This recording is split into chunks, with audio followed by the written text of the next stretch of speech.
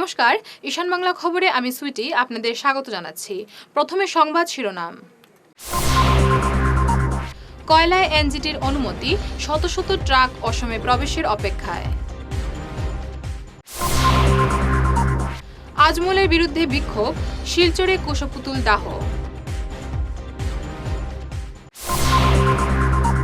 রামনগরে প্রধানমন্ত্রীর সভাস্থল, পরিদর্শনে এডিজিপি।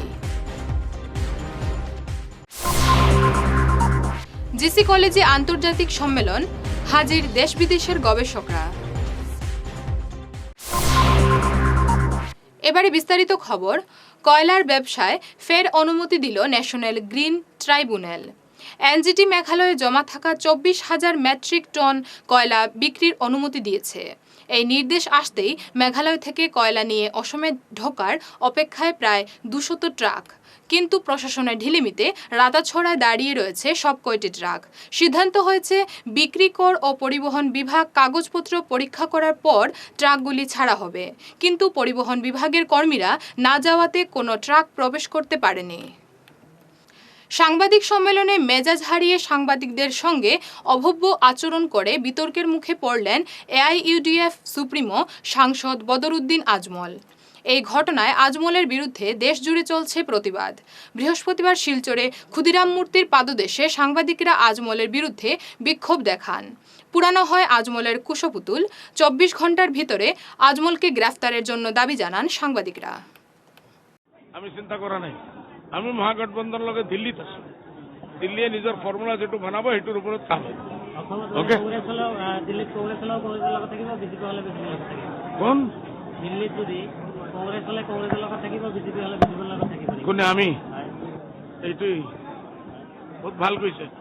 কিমান লাখ টকা, কিমান কোটি টকা দিবা তুমি? না কিমান কোটি টকা দিবা তুমি? এইটো রেকর্ডিং করার কৰিছে না মানুহজন আগৰ পৰাই আমাৰ পৰা টাইট লৈছে, কৰিব নালাগে। কি কৰিম? কিমান পইচা বিজেপিৰ হাতত, কিমান পইচা বিক্ৰী হ'ব? তার বিক্রি হবো দিব, একদম মাথা পাঠাই দিই।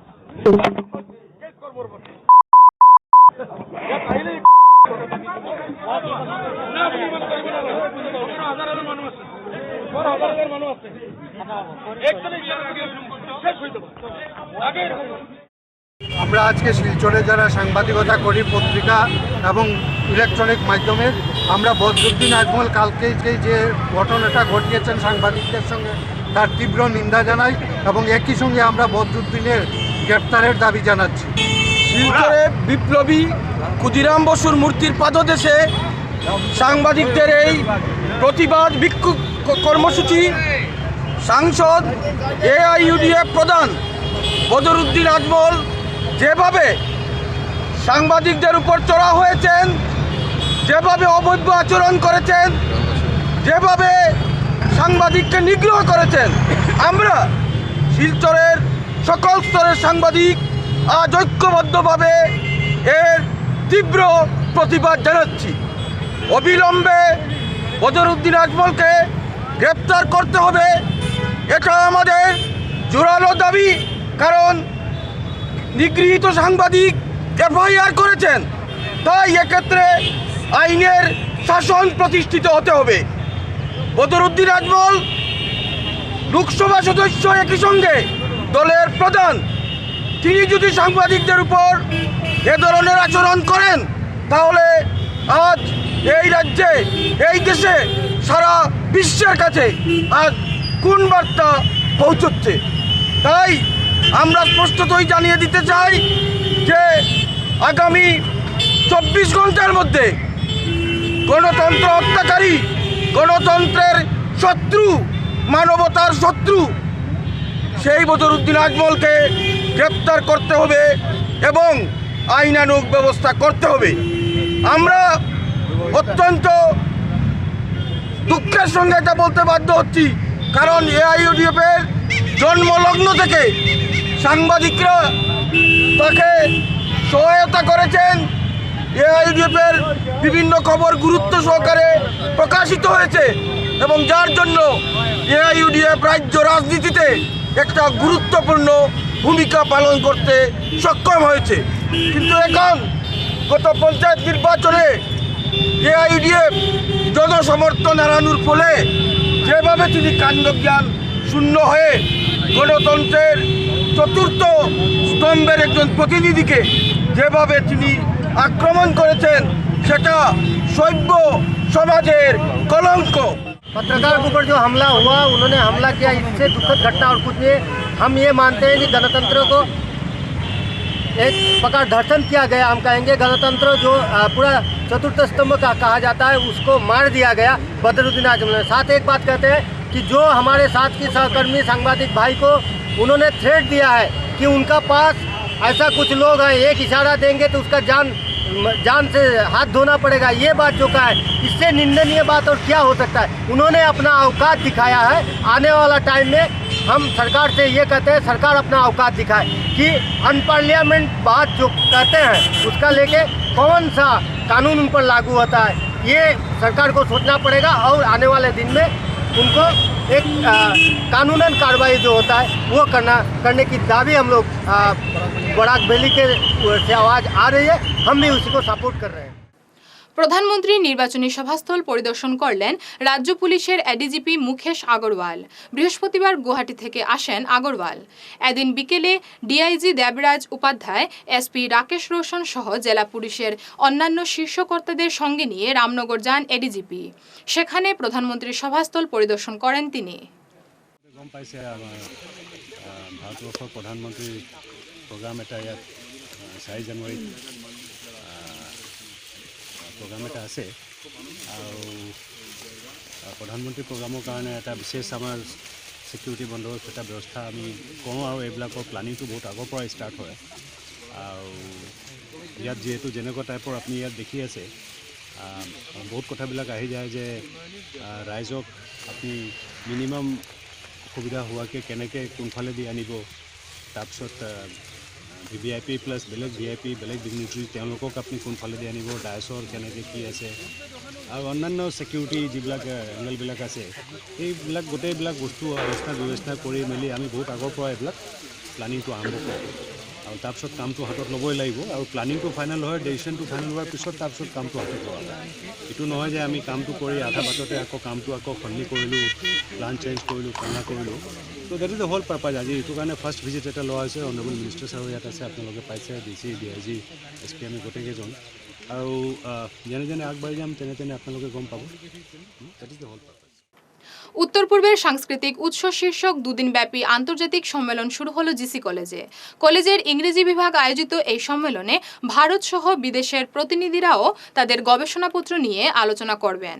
উপস্থিত হয়েছেন হায়দ্রাবাদের অধ্যাপক কৈলাসচন্দ্র বড়াল, সাহিত্য একাডেমি পুরস্কার বিজয়ী লেখক ডক্টর আনিক কুমার বড়, ডক্টর মেঘালী গোস্বামী, উত্তরাখণ্ড IIM এর অধ্যাপক KM বাহারুল এবং মার্কিন মুলুকের জন ভাটের ও ক্যাথরিন ইউট্রি প্রমুখরা। একথা জানান আয়োজক কমিটি অন্যতম কর্মকর্তা ডক্টর পান্তপ্রিয় ধর। 28 তারিখের আমাদের যে দুদিনের একটা আন্তর্জাতিক কনফারেন্স হওয়ার কথা ছিল, আজকে স্টার্ট হয়েছে। আজকের কিনোট অ্যাড্রেসটা ডেলিভার করেছেন doctor Kailashchandra Boral, professor, department of comparative literature and India studies. আমাদের আজকের কনফারেন্সে জয়েন করেছেন ম্যাডাম মিত্রা ফুকন, তারপর অনিল বড়, তারপর ইবমচা সিং, তারপর মেঘালী গোস্বামী, প্রফেসর দীপেন্দু দাস এবং দেশ বিদেশ থেকে বেশ 51 জন রিসার্চ স্কলার আমাদের ইয়েতে রেজিস্টার করেছেন এবং পেপার 50টা মতো প্রেজেন্ট হবে। এবং কালকে আমাদের দুজন বিদেশি ডেলিগেট জন ভাটের এবং ক্যাথরিন উইট যিনি জার্মান থেকে আসছেন এবং জন ভ্যাটার আমেরিকা থেকে আসছেন, ওদের টেকনিক্যাল সেশনটা আগামীকালকে 28 তারিখ আফটারনুন সেশনে হবে। আমরা খুব উৎসাহী যে এই প্রোগ্রামটা সাকসেসফুল হবে এবং আমরা আশা করছি নতুন হয়তো অনেক এরিয়া এই নর্থ ইস্ট স্টাডিজে কালচার প্রোডাকশনে বেরিয়ে আসবে। সম্মেলনের শুরুতে বিষয়ের উপর বক্তব্য রাখতে গিয়ে অধ্যাপক কৈলাসচন্দ্র বড়াল বলেন, on the beliefs of these people, whatever they're believing, like spirit world, the spirits live here and there, the primers started that there are no spirits at the water places.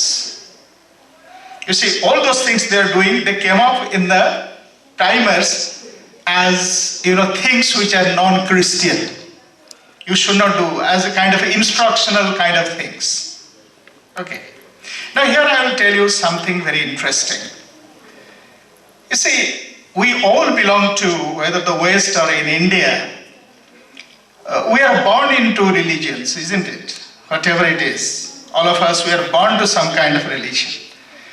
Therefore, our being is defined by the religion I belong to. See, my origin, ontological, therefore my being is defined into the religion I am born into. Among the tribals, it is really amazing. They have a creator. After the creator, nothing. It is the world of spirits. রামনগরে প্রধানমন্ত্রীর সভাস্থল পরিদর্শন করলেন রাজ্যের বন ও পরিবেশ মন্ত্রী পরিমল শুক্লবৈদ্য। সঙ্গে ছিলেন সোনাইর বিধায়ক আমিনুল হক লস্কর। পুরো এলাকা ঘুরে দেখেন। বনমন্ত্রী জানান, দুপুর 12টা থেকে জমায়েত শুরু হবে। 2014 সালে একই জায়গায় মোদির সভা প্রায় 2 লক্ষ মানুষ হয়েছিল। এবার তার চেয়েও বেশি মানুষ হবে বলে আশাবাদী পরিমল। আমরা আগামী 4 তারিখ অধীর আগ্রহে অপেক্ষা করে আছি। ভারতবর্ষের পরম শ্রদ্ধার প্রধানমন্ত্রী এখানে আসবেন, ওনার সঙ্গে আমাদের মুখ্যমন্ত্রী এবং আমাদের মাননীয় গভর্নরও থাকবেন। তো আগামী 4 তারিখ দিন ঠিক করা হয়েছে। এখানে 12টার থেকে জমায়েত হবে, 12:30 থেকে আমাদের এই প্রোগ্রাম এখান থেকে শুরু হবে।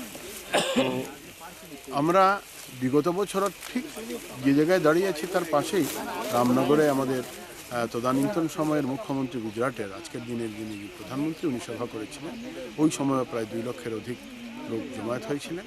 এখানে আমরা চেষ্টা করছি যে পাশাপাশি যদি হেলিপ্যাড হয়ে যায় তাহলে আমাদেরও সুবিধা হয়। জায়গার মালিক যারা আছেন, বন্ধুরা এখানে এসছেন এবং তারাও খুব আনন্দ সহকারে এই জায়গা প্রধানমন্ত্রীর এই সভার কারণে তারা সহযোগিতা করতে আগ্রহী আছেন। আমরা আশা করছি এবং আপনাদের মাধ্যমে বরাক উপত্যকার জনগণকে আমরা বলব যে আপনারা সবাই আসুন। ভারতবর্ষের প্রধানমন্ত্রী আসছেন এবং ভারতবর্ষের উন্নয়নের ব্যাপারে আলোচনা হবে, বরাক উপত্যকার উন্নয়নের ব্যাপারে আলোচনা হবে। আপনারা সবাই আসুন। দলিল জালিয়াতি করে আমাদের জমি অবৈধভাবে দখল করতে চাইছেন পুর কমিশনার অসীম দাস। সঙ্গে নানাভাবে হুমকিও দিচ্ছেন। বৃহস্পতিবার পাল্টা সাংবাদিক সম্মেলন করে অসীম দাসের বিরুদ্ধে এই অভিযোগ আনলেন হাইলাকান্দি রোডের ব্যবসায়ী রুনু রায়। রুনু রায়ের পুত্র রত্নজিৎ রায় বলেন, হাইলাকান্দি রোডের সেবা কোম্পানির কাছ থেকে 12 কাঠা জমি ক্রয় করেছিলেন তারা। অসীম দাস স্বামী পরিবারের কাছ থেকে ওই জায়গার পিছনে 1 বিঘা জমি ক্রয় করেছিলেন। পরে দলিল জালিয়াতি করে সামনের 12 কাঠা জায়গা দখলের চেষ্টা চালাচ্ছেন। এমনকি রমেশ জৈনের কাছে সামনের 12 কাঠা জমির বায়না করে 50 লক্ষ টাকা নিয়েছেন। পরে স্বামীর পরিবার এবং রমেশ জৈন অসীম দাসের বিরুদ্ধে মামলা করেছেন। দাস আমরা যে যাই কয়েকদিন আগে একটা প্রেস মিট করলো, এখানে তারা কেস তারা জায়গা কিনছে, জায়গা কেনার মধ্যে তারা এখন জায়গাটার উপরে তার প্রবলেম চলে, আর আমরা এই জিনিসটা উল্টা করলাম, তারা উল্টা কিছু কিছু এলিগেশন, মিথ্যা এলিগেশন আমরা উপরে লাগাইছে। তারা যে অ্যাকচুয়ালি জায়গাটা কিনছে, যারা কিনছে এলো ভার্গব স্বামী আর মঞ্জুরি স্বামীর থেকে তারা জায়গাটা কিনছে, তাই নিজে কইছে। তো ভার্গব স্বামী মঞ্জুরি স্বামী থেকে জায়গা যদি কিনে থাকে, আজকের ডেটে ভার্গব স্বামী মঞ্জুরি স্বামী তারা কেন রিকেস করে, তারা চিটিং করে তারা কাছ থেকে জায়গাটা কিনছে। আর আমরা জায়গাটা যেটা কিনছি, আমরা কিনছি হলো পুরা টোটাল তারা ফ্যামিলি অ্যারেঞ্জমেন্টের উপরে, ফ্যামিলি অ্যামিকেবল সেটেলমেন্টের উপরে যে ডকুমেন্টটা হয়েছে ওই হিসেবে আমরা কিনা হয়েছে। ওই ডকুমেন্ট হিসাবে তারা সবের অথেন্টিক সিগনেচার আছে, সবের অথেন্টিক আছে, সব কিছু আছে। কিন্তু তারা যে কিনছে অসীম দাস আর সুব্রত দাস যে তাই কিনছে, তারা পুরাপুরি তারা ফল চিটিং একদম ব্লাফ করিয়া পুরা প্রপার্টিটারে পারচেজ করা হয়েছে। এই প্রপার্টিটা পারচেজ করার তারা এতটুকু করার পরে তারা কেস করিয়া আজকে কোর্ট থেকে আমরা হাইকোর্ট থেকে আমরা স্ট্যাটাসকো মেনটেন হয়েছে। স্ট্যাটাসকো এখন অবধি আজকের ডেট অবধি স্ট্যাটাসকো আছে। তারা এটারে হাইকোর্টরে অবহেলা করিয়া, হাইকোর্টরে কোনো না মানিয়া তারা কন্টিনিউয়াসলি এখনো অবধি তারা এই স্পটের মধ্যে তারা কাজ করে, এই করে। গতকালকের থেকে আমরা প্রশাসনের কাছে আমরা গেছি, আমরা এসপির কাছে গেছি, ডিসির কাছে গেছি, তারা সাহায্যই আমরা এই জায়গার কাজটা বন্ধ করতে পারছি। তারপরও তারা যে সময় সকালবেলা ঘুম থেকে উঠে 8টা বাজে, 6টার থেকে তারা কাজ শুরু করে, 8টার থেকে আবার বন্ধ করে দেয়, এরকম করে কন্টিনিউ। কিন্তু পুলিশের সাহায্য, আজকে প্রশাসনের সাহায্য, ডিসির সাহায্য, আজকে আমরা এতটুকু আজকে ডেট অবধি এই কাজটা এখনো অবধি বন্ধ আছে। তা আগামীতে আমরা চাই যে আপনারা সবার কাছে এই বক্তব্য আছে যে এই জায়গাটা তারা মিছামিছি পুরা ক্লেম করা ওর এই জায়গাটার উপরে, তারা এই জায়গাটার মধ্যে অথেন্টিক ওয়াইজে তারা দলিল করা না, তারা চিটিং করিয়া, ব্লাফ করিয়া, ম্যানিপুলেট করিয়া এই জায়গাটা পারচেজ করা হয়েছে। তারা রুনু রায় জানান, শাসক দলের পুর কমিশনার হয়ে নিজের ক্ষমতার অপব্যবহার করেছেন অসীম দাস। শুধু এই জায়গা নয়, অবৈধভাবে আরও জমি দখল করার অনেক অভিযোগ রয়েছে তার বিরুদ্ধে। সবার কাছে বিচার দিয়েছি, কিন্তু ওদের কাছে বিচার দিয়েছি, দেওয়ার পরে বিজেপি গভর্নমেন্ট কেউই আমাদের উপরে কোনো অবিচার করেননি। সব বলছে আমরা দেখছি, দেখবো। এমএলএ কাছে গেছি, এমএলএ যাওয়ার পরে এমএলএ বলেছে যে এই জায়গা দুইজনের ডকুমেন্ট মনে হয় ভুল আছে, দেখেন। আমি এখন আপনার কাছে আমি চাইলাম যদি আপনি আমাদেরকে সাহায্য করুন, যে যদি কোনো ভুল ত্রুটি থাকে, যে কোনো একজন তো রাইট হবে, ওনাকে আপনি ঠিক করে দিন। উনি বলছে যেহেতু কোর্টের আছে, চলে গেছে, আমার কাছে তো কিছু করার নেই, আমি এটা দেখবো এবং আমি সাহায্য করবো, উনি বলেছেন। এবং আরও বিজেপি যারা কাছে গেছি সবাই বলছে যে আমরা সাহায্য করবো। কেউই কেউ আমার এখন পর্যন্ত কোনো ভিক্টিম করেনি। এবং পুলিশ ডিপার্টমেন্ট থেকেও যথেষ্ট আমি সহযোগিতা পেয়েছি, যথেষ্ট হেল্প পেয়েছি। টাইম টু টাইম রাঙ্গারি থানা, সদর থানা, আমার এসপিএফ সবাই ওইটার উপরে নজর দিচ্ছেন এবং সবসময় ডিউটি রাখছেন। যখনই ডিউটির মাধ্যমে ওরা খেতে যায় বা কিছু যায়, তখন তারা পাওয়ারফুল মেশিন নিয়ে 1 ঘন্টার ভিতরে তারা আয়রন টাকচা করে ঘর ওরা দিতে শুরু করেছে এবং বলে ওরা ওদের জায়গা রিমিশন করছেন। তো ওদের অস্তিত্ব জায়গা কোথায়, ওরা কোথায় রিমিশন কী করে করছে, এটা আমি ঠিক জানি না। কোর্টের মাননীয় আদালতের তারা অপেক্ষা করে, মাননীয় ইনসাল্ট করে তারা কাজ করতে শুরু করছে। সোনাই অঞ্চলে কৃষি সহায়তায় ব্যাপক অনিয়ম এবং পক্ষপাতিত্বের অভিযোগ আনলেন সোনাই ব্লক কংগ্রেস ও দলের নবনির্বাচিত পঞ্চায়েত প্রতিনিধিরা। বৃহস্পতিবার ব্লক কংগ্রেস সভাপতি খসরুল আলম চৌধুরীর নেতৃত্বে এক প্রতিনিধি দল কৃষি আধিকারিকের সঙ্গে দেখা করে স্মারকপত্র প্রদান করেন। তাদের অভিযোগ, কৃষি সহায়তার জন্য যে তালিকা তৈরি করা হয়েছিল তা বেশিরভাগ বিজেপি কর্মীদের নাম রয়েছে, প্রকৃত গরিব কৃষকদের নাম নেই। আজকে আমরা দেখতে পেরেছি যে সোনাই এলাকাতে কৃষি বিভাগের একটা প্রকল্প প্রত্যেক জিপিতে 200টা করে অ্যালটমেন্ট হয়েছিল। সেই অ্যালটমেন্টের যে প্রকল্প সেটা বিজেপির কর্মীরা বন্টন করছে এবং সেই লিস্টটা প্রিপেয়ার করছে। সেই লিস্টে প্রকৃত যারা কৃষক এবং যারা গরিব মানুষ আছে তারা বঞ্চিত। সেই বঞ্চিত মানুষদেরকে কিভাবে আমরা সেই বেনিফিটটা পাইয়ে দেব, সেটার জন্য আজকে আমরা এই সাংবাদিক সম্মেলন করেছি। আজকে যে বিগত পঞ্চায়েত নির্বাচনে বিজেপি সরকার সমস্ত আসাম তথা সোনাইয়ে যেভাবে পরাজিত হয়েছে, সেই পরাজয়ে তারা বরণ করতে পারছে না। এই টাকাগুলো আত্মসাৎ করার একটা প্রয়াস বলে আমরা মনে করি। আমরা প্রতিবাদ করি, ডিসি মহোদয়ের দৃষ্টি আকর্ষণ করি তথা সরকার বাহাদুরের, যাতে পঞ্চায়েত প্রতিনিধিরা দায়িত্বভার গ্রহণ করার পর এই গাঁওসভা করা হোক এবং এগ্রিকালচারের যে হাজুলি যোজনা সেগুলার বেনিফিশিয়ারিও পিআরআই রিপ্রেজেন্টেটিভদের মাধ্যমে করা হোক, এইটুকু দাবি রাখি। সম্পূর্ণ গাইডলাইন মেনে চলা উচিত, নতুবা আমরা যারা নির্বাচিত প্রতিনিধি এবং কংগ্রেসের যারা আমরা কর্মকর্তা ব্লক কংগ্রেসের, আমরা বৃহত্তর আন্দোলন গড়ে তুলব। এই Sonai agriculture office, block office, circle office আমরা ঘেরাও করব। 8 ও 9 জানুয়ারি দেশব্যাপী 48 ঘণ্টার সাধারণ ধর্মঘটের ডাক দিয়েছে বিভিন্ন ট্রেড ইউনিয়ন ও ফেডারেশন। কেন্দ্র সরকারের বিভিন্ন নীতির ফলে সাধারণ মানুষের অস্তিত্ব প্রশ্নচিহ্নের মুখে।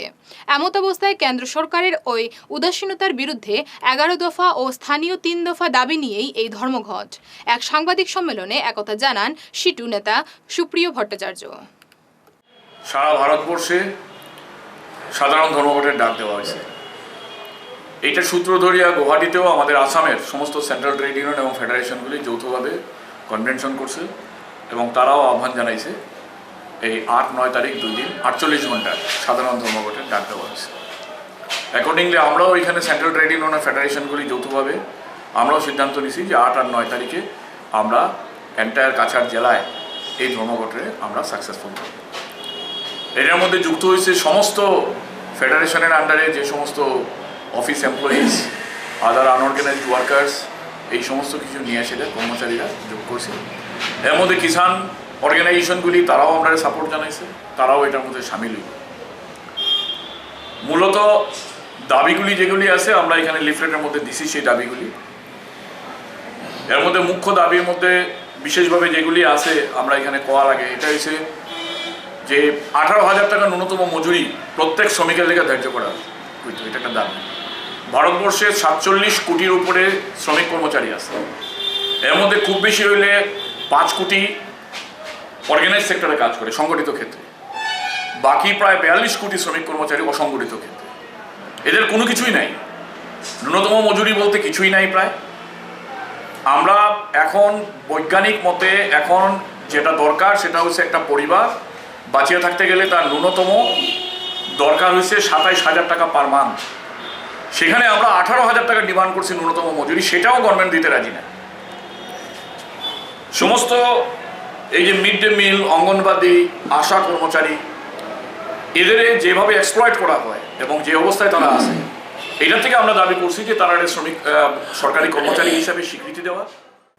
ধর্মঘটকে সফল করে তুলতে আগামী 30 ডিসেম্বর মধ্য শহর সাংস্কৃতিক সংস্থা ভবনে জেলাভিত্তিক গণকনভেনশন এর কথা জানান আইএনটিইউসি নেতা কিশোর ভট্টাচার্য।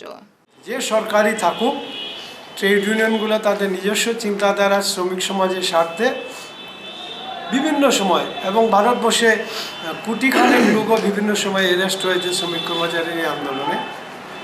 আগামী 8ই জানুয়ারি সেই একইভাবে 15টা দাবির ভিত্তিতে বরাক উপত্যকায় আমরা এখনো ঠিক করিনি যে 8 তারিখ বা 9 তারিখ দুদিন করবো না নতুবা একদিন করব। এটা সর্বাত্মক বন্ধ করার চিন্তাধারা, যেটা আমরা 30 তারিখে নাগরিক সভায় কনভেনশনে আমরা ফাইনাল সিদ্ধান্ত নেব। এখন কিসের জন্য এই আন্দোলন? আন্দোলন মূলত শ্রমিক সমাজের দাবি দেওয়া নিয়ে, বিভিন্ন দাবি দেওয়া অনেক দিন থেকে পেন্ডিং। ন্যূনতম মজুরির ক্ষেত্রে দ্রব্যমূল্য বৃদ্ধির পরিপ্রেক্ষিতে যে মজুরির যে হার বর্তমানে, সেটা কোনোভাবেই একজন শ্রমিককে বেঁচে থাকা, ন্যূনতম রুটি রোজগারের ব্যবস্থা করে দেয় না। আমরা 18,000 টাকা আর মান দাবি করেছি। শৈলশহর হাফলংয়ে অখণ্ড মণ্ডলীর প্রধান তপন ব্রহ্মচারীর হাত ধরে উদ্বোধন হল নবনির্মিত অযাচক আশ্রম। বৃহস্পতিবার থেকে শৈলশহরে শুরু হয়েছে সর্বভারতীয় অখণ্ড মণ্ডলী সম্মেলন। এদিন সকালে বের হয় এক শোভাযাত্রা। শোভাযাত্রায় পা মেলান দাদামণি।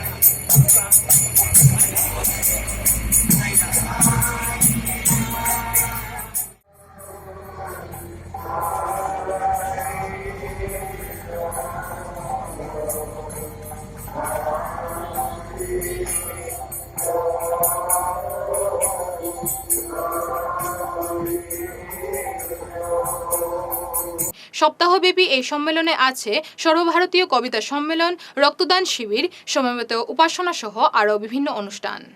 আজ আমরা স্বামী স্বরূপানন্দ পরমহংসদেবের সর্বভারতীয় জন্ম উৎসব, যেটা শুরু হয়েছে গত খ্রিসমাসের অর্থাৎ 25 ডিসেম্বর থেকে, আজকে 27 ডিসেম্বর।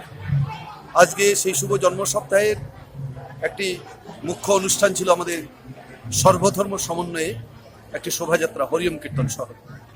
এই শৈলশহর হাফলংয়ের বুকে আমরা নিখিল বিশ্ব অখণ্ড সংঘ প্রধান শ্রী শ্রী তপন ব্রহ্মচারীজি এবং ডক্টর আনন্দকমল ব্রহ্মচারীকে নিয়ে আমরা বর্ণাঢ্য শোভাযাত্রা করে এসেছি। সেই শোভাযাত্রায় 10টি জনজাতি অংশগ্রহণ করেছেন।